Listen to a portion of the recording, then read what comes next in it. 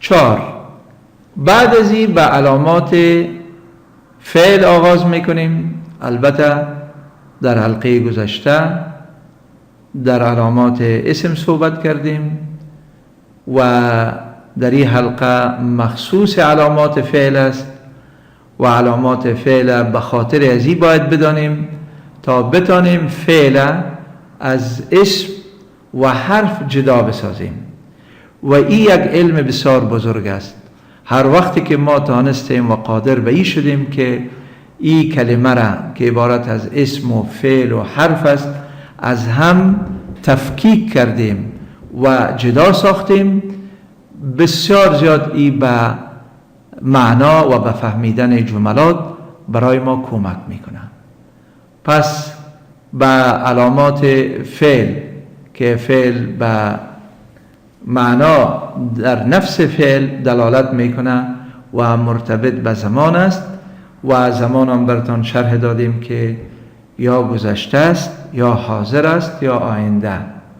مثلا میگویی که شریبه این در زمان گذشته نوشید، یشربو در زمان آینده می نوشه و اشرب امی حالا بنوش.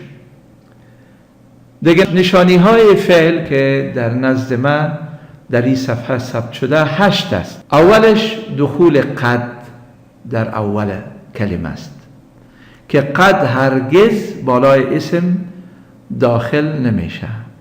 مثلا میگی قد کتبه، قد درسه، قد جلسه، قد قامت الصلاة، قد افلح المؤمنون. قد یعنی به تحقیق. علامه دوم سین است که سین بالای اسم داخل میشه.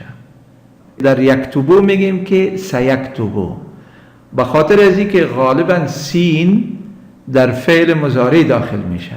سیکتبو، سیقرأو، سیقولو، سیضربو، سیسافرو و بمیتر. سوم نشانی فعل سوف است که قبل از فعل داخل میشه و میگیم که سوف یقومو، سوف یکتبو، سوف یعطیک ربک فترضى، سوف تذهبو و بمی ترتیب. چهارم اتصال حروف جازمه بالای فعل است. فعلان فعل مضارع. البته فعل مضارع 3 حالت داره در اعراب. یا مرفوع است، یعنی به معنای ازی که ما قبل از او نه حروف جازمه است و نه حروف ناصبه. میگه یسمع، یکتب، یذهب، کل ازی در آخرش ضمه است. اما مجردی که حروف ناصبه و یا حروف جازمه قبل از فعل مضارع آمد او را مجزوم می سازند. و البته حروف جازمه 5 است که انشاءالله در وقت معینش بر شما شرح داده میشه. در اینجا تنها یک مثال است که لم یسمع، یعنی لم بالای فعل مضارع داخل شد و عوض که یسمعو بود یعنی در آخر ضمه بود، این را مجزوم ساخت یعنی آخرش سکون داد.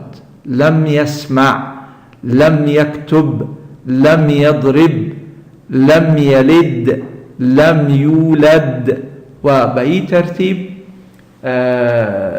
دخول حروف جازمه مخصوص افعال است و فعلا فعل مضارع که فعل مضارع اعرابش امیست که اگر در آخرش نون ساکنه و نون نسوه و نون توکید نباشه او معرب است و اعرابش اما مرفوع است و اما منصوب است و اما مجزوم است.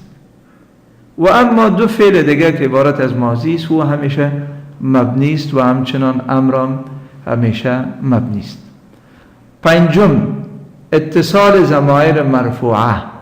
ضمایر جمع ضمیر است و ضمیر کنایه از اسم است که او اسم یا مثلا متکلم می باشه یا مثلا مخاطب می باشه یا غائب می باشه. او را کنایه از اوست که مثلا تعلمت، در ایجاد تا کنایه از شخص است، یعنی ما درد دیدم. تعلمت ایر تا را در ایجا به نام تای ضمیر مرفوع یا ضمیر متکلم است. زمانی که این ضمیر با فعل یک جا میشه میگی تعلمت، تأثرت، و به می ترتیب تای تأنیث ساکنه مثلا جلست، کتبت، قرأت، این مفرد مؤنث است. دیگه امر و نهی که علامه هفتم و هشتم فعل است، ای او هرگز در اسم داخل نمیشه. مثلا میگی اضرب، اکتب، اجلس، اشرب، امشی. و به می ترتیب علامه نهی لا تضرب، لا تأکل، لا تدرس، لا تنم. و به می ترتیب لای نهی و امر تنها بالای فعل داخل میشه. ای بود نشانی ها و علامات فعل.